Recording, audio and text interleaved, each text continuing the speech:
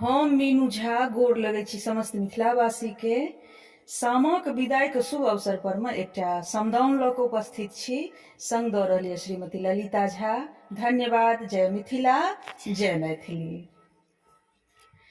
कल जोड़ी मिनती करथि जनक रे से, करथि जनक रे से, राजा दशरथ के राजा दशरथ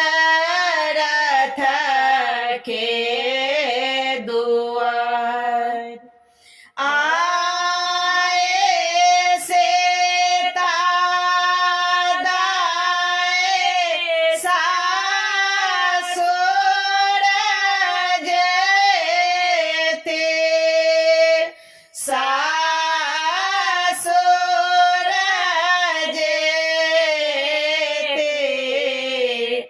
तनिक क्षमबा अपराध, तनिक क्षमबा अपराध। अवन पवन केर घोड़ा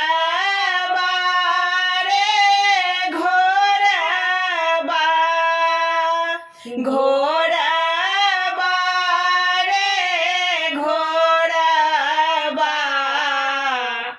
राम लखन असवार, राम लखन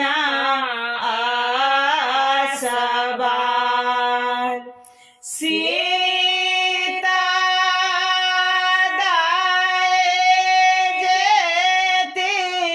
राम के राज, राम के राज,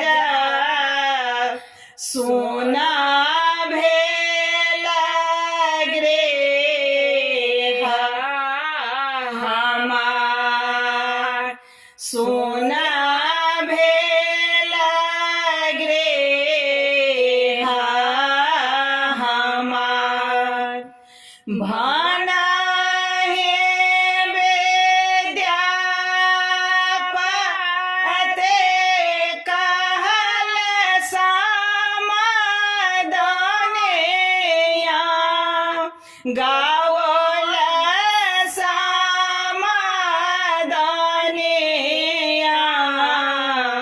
सब बेटे सासुर जाय।